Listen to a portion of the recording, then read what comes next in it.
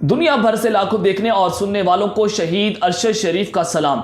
नाज़रीन इकराम, पाकिस्तान के लिए फैसला कुन दौर शुरू हो चुका है और हाजी साहब की फिरौनियत का सूरज गरूब तो दूसरी जानिब नए army chief general Asim Munir के लिए बड़े चैलेंजेस भी खड़े हो चुके हैं।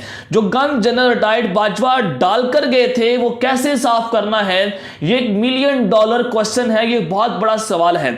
तो आज बहुत बड़ी ब्रेकिंग न्यूज लेकर आपकी खिदमत में हाजिर हुआ हूं कि पहली खबर कि जनरल बाजवा का कोर्ट मार्शल ये मुतालबा तूल पकड़ चुका है और वर्दी उतरते ही जनरल रिटायर्ड कमर जावेद बाजवा के खिलाफ ऐलान जंग हो चुका है और पूरी कौम इस वक्त सरापा एहतजाज है। क्या परवेज मुशर्रफ मॉडल नाफिज होने जा रहा है जनरल रिटायर्ड बाजवा के ऊपर? इस वक्त चल क्या रहा है और जनरल बाजवा के खिलाफ कितनी बड़ी कार्रवाई हो सकती है, ये तमाम तफसीलात मैंने आपके सामने रखनी है। तो दूसरी जानिब जनरल बाजवा कैसे अमरीकी और इजरायली एजेंट निकले हैं, यह दावा बड़ा खतरनाक है कि वो अमरीकी और इजरायली एजेंट निकले हैं। इस दावे ने सबको हिला के रख दिया है। हकीकत क्या है, माजरा क्या है, ये तमाम तर तफसीलात आपके सामने हकाइक व सबूत शेयर करूंगा। और तीसरी खबर बड़ी इंपॉर्टेंट होगी कि नए army chief general Asim Munir के हवाले से अमरीका का रद्द अमल बाकायदा तौर पर सामने आ चुका है। अब ये रद्द अमल बड़ा इंपॉर्टेंट है क्योंकि हमेशा से पाकिस्तान में कहा जाता रहा, हमारे साबिक DCISI जनरल हमीद गुल भी ये कहते रहे कि अमेरिका पाकिस्तान में नए आर्मी चीफ की तैनाती करवाता है, उनका बड़ा किरदार होता है। तो अब की बार ये वाज़े हुआ है जो अमेरिका का रद्द अमल आया है कि अब की बार उनकी पसंद का आर्मी चीफ नहीं आया। ये रद्द अमल क्या है ये आपके सामने स्क्रीन पर भी चलाऊंगा। बड़ा इंपॉर्टेंट है कि क्या रजीम चेंज ऑपरेशन रिवर्स होने जा रहा है, ये तमाम एक्सक्लूसिव डिटेल्स आपके साथ शेयर करूंगा। लेकिन अगर आपने चैनल को सब्सक्राइब नहीं किया, चैनल को लाजमी सब्सक्राइब कर लें, बेल आइकन को दबा दें, आने वाली तमाम तरह अपडेट्स आपकी खिदमत में बर वक्त पेश होते रहें। नाज़रीन इकराम, ये खबर आप जरा स्क्रीन के ऊपर भी देख सकते हैं कि तरसीलात ज़र में तशवीश ना कमी होने का इंकशाफ। रवां माली साल के दौरान बैरून मुल्क मुकीम पाकिस्तानी जो उन्होंने गुज़िश्ता साल के मुकाबले में कम रकूम वतन भेजी हैं और जो वजारत खारजा की जानिब से रिपोर्ट आई है वो जनाब इसी साल की चार माह की रिपोर्ट है जो जुलाई से लेकर अक्टूबर तक की है। और उसके मुताबिक बताया गया है कि जुलाई से अक्टूबर तक 6.8% तक की कमी सामने आई है और गुज़िश्ता माली साल जुलाई से अक्टूबर तरसीलात ज़र में 8 से 10 अरब डॉलर, जबकि रवां साल में 8 से 9 अरब डॉलर आए हैं। पिछले साल में 8 से 10 अरब डॉलर पाकिस्तानियों ने भेजे थे। तो अब इन 4 माह में जो पिछला जुलाई से लेकर अक्टूबर तक का महीना है तो 8 से 9 अरब डॉलर बताए गए हैं कि जनाब ये हमारे जो बैरून मुल्क पाकिस्तानी हैं उन्होंने भेजे हैं। तो इससे वाज़ेह होता है कि जो जितने भी बैरून मुल्क पाकिस्तानी हैं उन्होंने इस इंपोर्टेड हुकूमत को जो है वो मुस्तरद कर दिया है। तो रिपोर्ट्स अच्छी नहीं है, मुल्क दिवालिया होने की पोजीशन में है और ये करता धरता जनरल बाजवा का है कि हमारे पास दिसंबर के लिए पेट्रोल खरीदने के पैसे नहीं हैं। स्टेट बैंक ऑफ पाकिस्तान की रिपोर्ट के मुताबिक जनाब वाज़े तौर पर कहा गया कि 52% पाकिस्तान में गैर मुल्की सरमायाकारी में कमी आई है और इस कमी की सबसे बड़ी वजह यह है कि जनरल रिटायर्ड बाजवा ने पाकिस्तान में एक रजीम चेंज ऑपरेशन किया था और उस रजीम चेंज ऑपरेशन के नतीजे में पाकिस्तान में इस हाजी साहब ने एक हिजानी कैफियत बर्पा करके रखती थी। नाज़रीन इकराम, ये खबर आप स्क्रीन के ऊपर भी देखिएगा कि वज़ीर-ए-आज़म शहबाज शरीफ पंजाब और KP के असम्बलियों को तहलील होने से बचाने के लिए मुतहरिक हो चुके हैं। आसिफ अली जरदारी से मुलाकात के बाद वज़ीर-ए-आज़म ने PM हाउस में एक और अहम इजलास तलब कर लिया है जिसमें मुस्लिम नून के सीनियर पार्टी रहनुमाओं ने शिरकत करनी है और वज़ीर-ए-आज़म शहबाज शरीफ ने पंजाब और खैबर पख्तूनख्वा की असम्बली को तहलील होने से बचाने के लिए कानूनी और सियासी कमेटियों को भी तश्कील दे दिया है।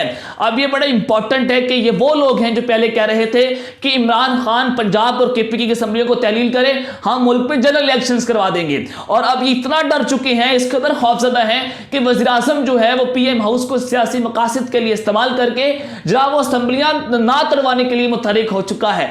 तो मैंने आपको पहले बताया था कि पिंडी प्लान के मुताबिक तो जब नए आर्मी चीफ की तैनाती हो जाएगी इस हुकूमत को घर भी जाना पड़ेगा क्योंकि बाजवा एंड कंपनी ने इस हुकूमत को बनाया था, इन सबको इकट्ठा किया था। तो जब नई इस्टेब्लिशमेंट आएगी तो उनके लिए सब कुछ करना बड़ा मुश्किल हो जाएगा। तो वही चीज़ें सब होती हुई नजर आ रही हैं। तो इलेक्शंस अप्रैल मई के दरमियान होते हुए भी आपको नजर आ रहे हैं कि जनाब दिसंबर के अंदर ये हुकूमत घर जा सकती है और निगरान हुकूमत का ऐलान भी हो जाएगा। अब यहां पर सवाल ये पैदा हो रहा है, ये खबरें आ रही हैं कि चौधरी परवेज इलाही ने पंजाब की असेंबली तहलील करने से इनकार कर दिया है। अब चौधरी परवेज इलाही साहब के पास 10 सीटें हैं कि वो 10 सीटों के ऊपर पाकिस्तान तहरीके इंसाफ से हटकर वो वज़ीर-ए-आला पंजाब रह सकते हैं अगर वो हुकूमत के पास भी चले जाए। मैं आपके सामने कुछ बड़ी अहम तफसीलात रख देता हूं। देखिए नाज़रीन किराम, अगर चौधरी परवेज इलाही असेंबलियां तहलील नहीं करते तो 180 इस्तीफे पाकिस्तान तहरीके इंसाफ के अरकान पंजाब असेंबली से दे देंगे, तो हुकूमत चौधरी परवेज इलाही साहब की जाएगी। अगर ये पीडीएम के साथ मिलते हैं तो फिर क्या होगा? देखिए 10 एमपीज ने बाकायदा तौर पर पाकिस्तान तहरीके इंसाफ के साथ मिलने और अपने इस्तीफे जमा करवाने के लिए ऐलान कर दिया है। उन्होंने कहा कि आप हमें सिर्फ टिकट दे दें, और उन्होंने राब्ता किया सैयद उमर साहब के साथ। तो अब आज के नए आर्मी चीफ आसिम मुनीर के हवाले से अमेरिका का जो रद्द अमल सामने आया है और अमेरिका की जो मुनाफकत सामने आई है कि अब की बार इनकी पसंद का आर्मी चीफ जो है वो नहीं आया, और अमेरिका का रद्द अमल बड़ा इंपॉर्टेंट है। मैं आपके सामने रखता हूं। लेकिन आपके सामने कुछ चीजें रखना बड़ी इंपॉर्टेंट है कि जनरल अजहर अब्बास जो कि नए आर्मी चीफ की दौड़ के अंदर शामिल थे, और इनके हवाले से कहा जा रहा था कि जनरल बाजवा जो है वो इनको आर्मी चीफ अपॉइंट करवाना चाहते हैं, जनरल साहिर शमशाद मिर्जा जो हैं उनको chairman joint chief of staff committee appoint करवाना चाहते हैं, और फिर जनरल अजहर अब्बास को जनरल बाजवा साहब जो है वो क्यों आर्मी चीफ अपॉइंट करवाना चाहते थे। ये मेरे जराए बताते हैं कि जनरल अजहर अब्बास मुबैना तौर पर उन्होंने अमेरिका समेत अहम तरीन ममालिक का दौरा किया था जनरल बाजवा साहब के साथ, और अमेरिका का दौरा करना यह बड़ा डिसाइसिव होता है कि जहां से आर्मी चीफ की एनओसी आना होती है।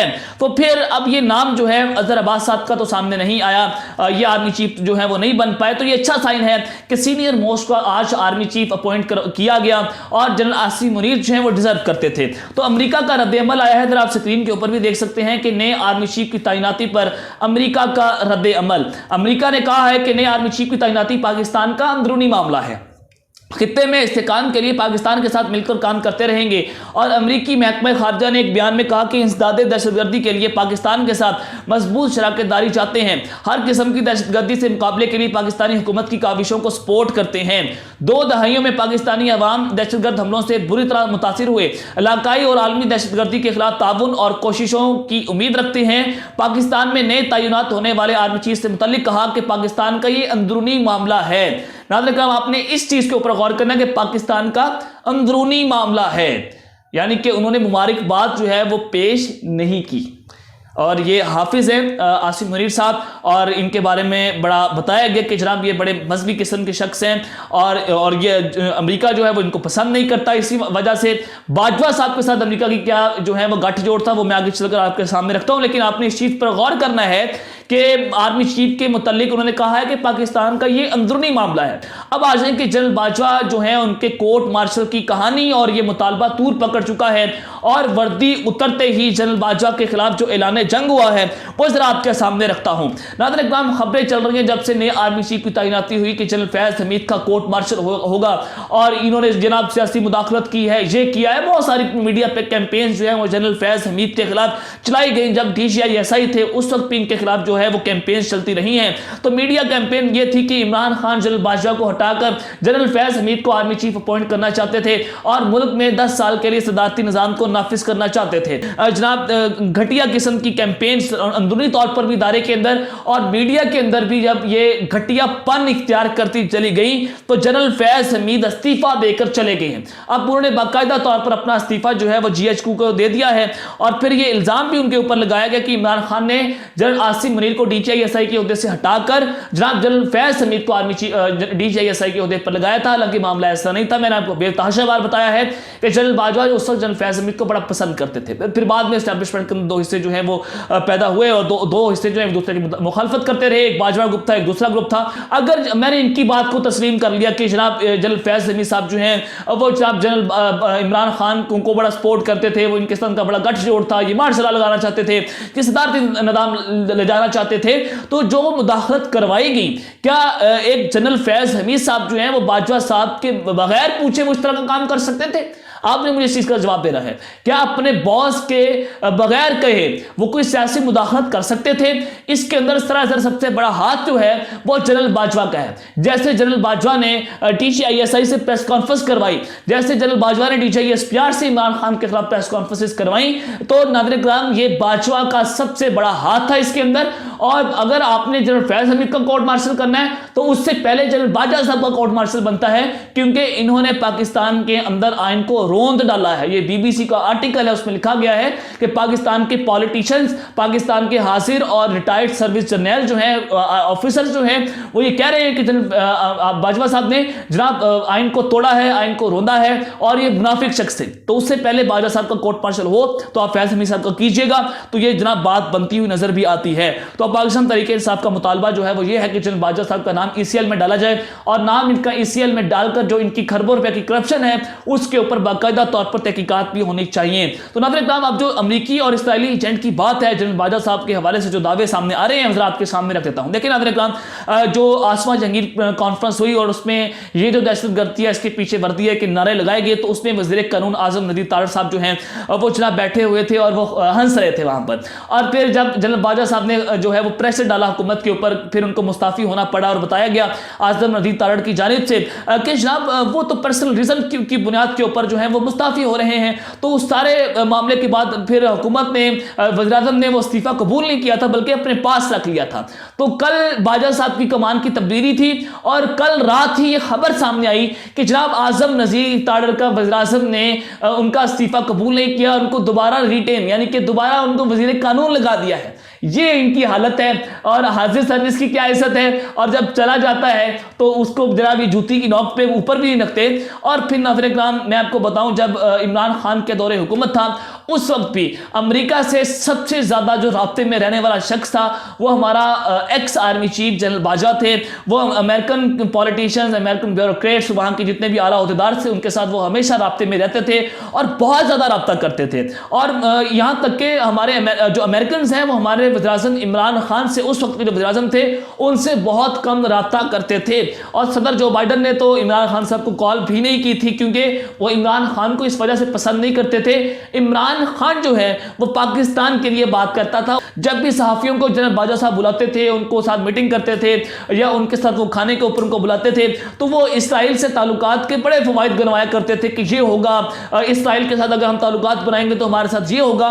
तो अपने दौर के अंदर जनाब जनरल बाजवा साहब ने, उनकी कंपनी ने बहुत सारे एंकर्स को लॉन्च किया और मीडिया के ऊपर यह हाइप बनाएगी कि इसराइल को तस्लीम किया चाहिए। आपने देखा कि खान सरकार के दौर के अंदर कैसे जनरल बाजवा साहब ने जनाब इसराइल को तस्लीम करवाने के लिए पूरी हवा चलवाई। तो ये खबर एक बड़ी इंपॉर्टेंट है कि क्या कुछ होता रहा। जो आदिल राजा साहब ने, मेजर आदिल राजा हैं, हमारे बहुत अच्छे दोस्त हैं, इन्होंने एक ट्वीट किया है कि एस्टैब्लिशमेंट के जराए का दावा है कि जनरल बाजवा जाती तौर पर अपना मीडिया इमेज बिल्डिंग का इजाज़ा लेते थे, यहां तक कि वो इमरान खान मुखालिफ बयानिया और मीडिया प्रोपागेंडा चलाने के लिए चंद सहाफियों को भी बुलाते थे और उनसे मुलाकात करते थे।